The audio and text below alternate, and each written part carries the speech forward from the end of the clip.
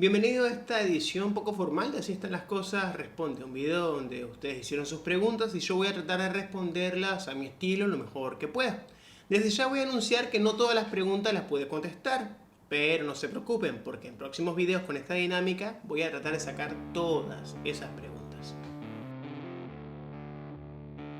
La primera pregunta tiene que ver con Copa Airlines y sobre los despidos que está efectuado. La persona que me hizo esta pregunta no la voy a publicar debido a que puedo afectar quizás su relación laboral. ¿Qué me pregunta? Sobre los despidos que ha hecho. Recordemos que Copa Airlines o Copa Holdings, como se le conoce en el mundo de los accionistas, ha realizado un sinnúmero de finalización de contratos con los empleados de varias formas. Primero le ha propuesto licencias sin sueldos de 6 y 12 meses. Algunos los ha mandado a la casa con retiros anticipados, etc. Esto lo explica el propio Pedro Heilbron en una reunión que tuvo con sus accionistas. Most of our employees use their vacation time during the first month of the suspension of flights. Over 800 employees have opted for retirement or voluntary separation packages, and more than 700 have taken voluntary 6-month or 12-month unpaid leave. And for the month of May, more than 90% of our management and administrative workforce has taken a voluntary 50% pay cut. Pedro Heilbron lo pinta todo como muy bonito y como que los trabajadores estuvieron de acuerdo con todo lo que se hizo. Sin embargo, no habla de esos 200 tripulantes, por ejemplo, de cabina, que fueron despedidos aplicándole la 212. Tampoco de otros cientos de trabajadores de diferentes áreas de la empresa que se le aplicó el mismo artículo. Tampoco de cuántos trabajadores fueron enviados a sus casas a depender de bonos del Estado. Bonos que no han llegado, sabemos, bonos que son insuficientes y que ahora, aunque el presidente anunció que lo va a subir a $100, sabemos que no alcanzan para nada. Esto estamos hablando de una de las empresas que más genera en el país. Entramos en una mejor posición financiera que nuestros competidores o nuestros pares en América, Norteamérica, Sudamérica, en todo el continente. Y a la vez pudimos generar deudas, créditos adicionales desde el inicio. Pero si analizamos las relaciones entre Copa y sus trabajadores, nunca han sido precisamente justas. Basta con ver ese informe del primer cuatrimestre del año 2020, donde la aerolínea reporta una ganancia neta de $74,3 millones.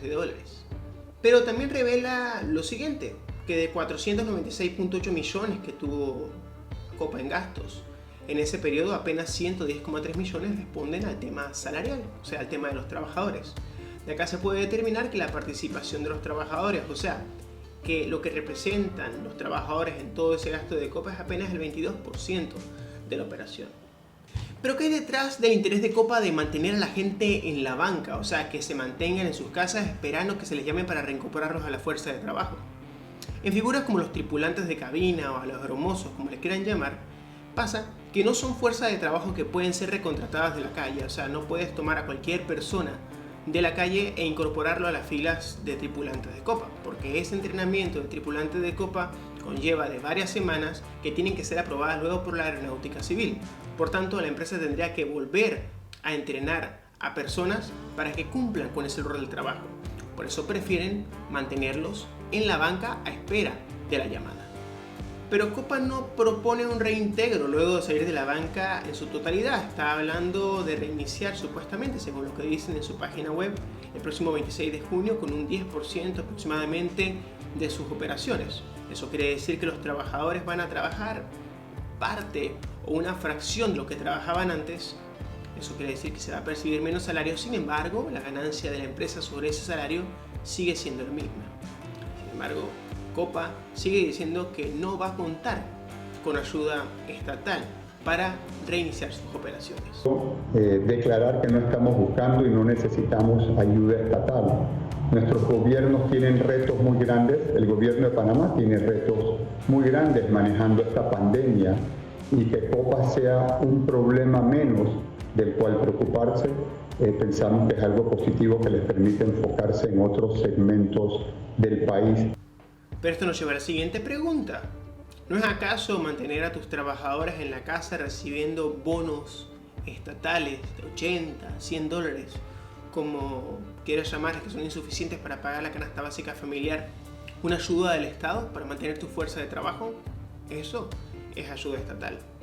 Bonos que son insuficientes, como dije, y que no sirven para pagar la acumulación de intereses que van generando los bancos que no tienen moratoria, que nos lleva al próximo tema.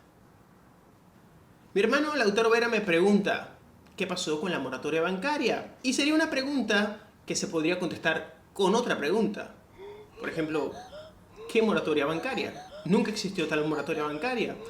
De hecho, ¿se acuerdan de esa firma de documento que habían simulado en mayo el presidente y los miembros de la asociación bancaria y comitiva?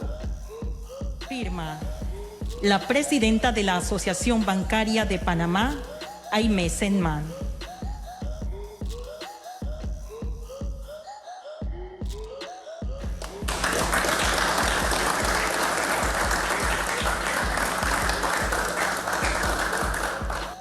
Era simulada. Sí, exactamente, era simulada. Nunca hubo tal acuerdo, nunca se firmó tal acuerdo y básicamente se confió en la palabra de los bancos. Y como sabemos, los bancos hasta el momento siguen decidiendo o van a decidir posterior a julio quiénes son merecedores y quiénes no de esa extensión de la moratoria que había prometido el gobierno hasta el 31 de diciembre. Si usted está afectado por el COVID-19, debe contactar a su banco, evidenciar su afectación, es decir, la suspensión de su contrato laboral, el cese de su contrato laboral y en base a ello solicitar al banco la modificación de su crédito. Básicamente lo que tenemos acá es que un acuerdo con el sector bancario pasó por encima de lo que pudo haber sido una ley. Por tanto, uno se puede preguntar si es el poder financiero el verdadero poder, ya que un acuerdo con ellos pesa encima o pasa por encima de lo que puede ser ley. Y te haces otra pregunta, ¿por qué si están dispuestos a hacerlo, no están de acuerdo con que se norme el hecho de que tengan que hacerlo? Los intereses bajo ese acuerdo se siguen acumulando y el banco decide que solamente son válidos para acogerse a esa medida de moratoria aquellas personas que tengan los contratos suspendidos. Pero recordemos que existen otras figuras también que se están dando.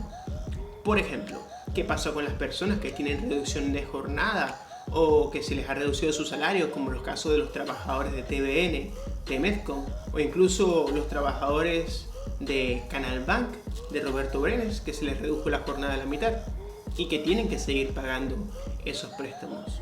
Esas figuras no están contempladas en esa moratoria. Los bancos van a seguir generando intereses sobre eso de la que la clase trabajadora puede acudir en este momento de crisis donde no puede generar. Estamos hablando del crédito. Estamos hablando del sector bancario que recibió ya ayuda de más de 500 millones de dólares por parte del Estado.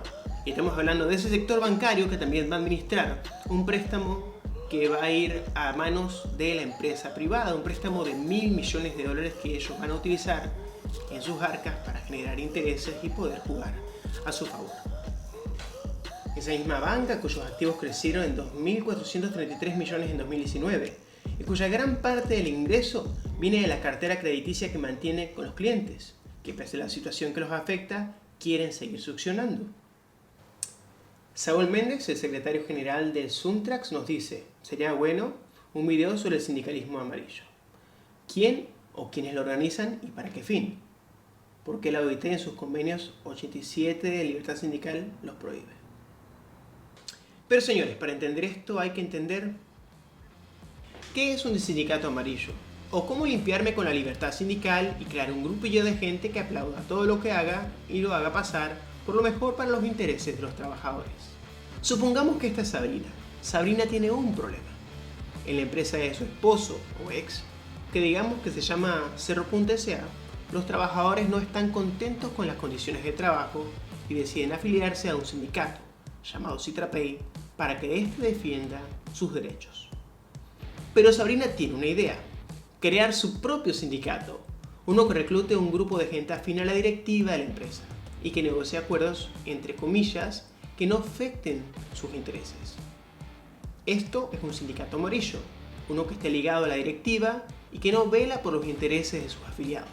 Podríamos hablar de cómo Sabrina llamó a su supuesto amigo Jimmy Papa Dimitriou para que moviera sus contactos dentro del Ministerio de Trabajo para hacer lo posible, pero eso es otra historia. Los sindicatos constituidos por empresarios o amarillos violan el convenio sobre la libertad sindical y la protección del derecho a la sindicación de 1948 de la Organización Internacional del Trabajo, ya que no representan los intereses de los trabajadores y son una figura básicamente ficticia. Pero el tema se hace serio. En lugares como la cadena de supermercados River Smith están ocurriendo despidos en casi todas sus plantas y también en los restaurantes del Iris que le pertenecen a la cadena. Esto con la colaboración del sindicato, que básicamente le hace los mandados a la empresa. O que me dicen del caso de Medcom y TVN2, donde sus empleados y también proveedores de servicios profesionales también han sido sometidos a recortes superiores al 30%, y que en algunos casos y de forma ilegal se está amenazando con no cumplir las convenciones colectivas en cuanto al tema de aumento salarial. Esto también a pesar de que los trabajadores cuentan con sindicatos.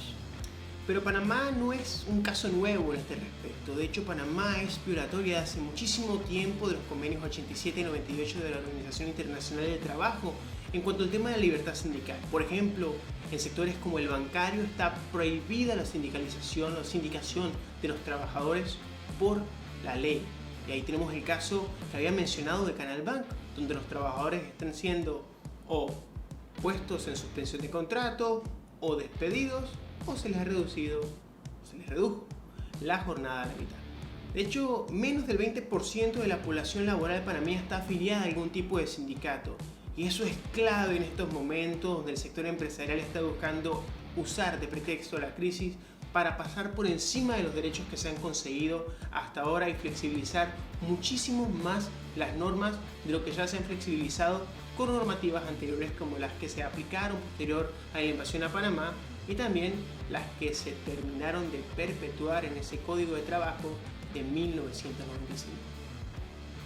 No puedo extender mucho más el video porque si no se va a hacer inmirable y a lo mejor están cansados de escucharme hablar. Pero eso sí, la semana que viene vengo con temas más específicos como los que he tenido hasta ahora, tratando de acortar un poco el formato.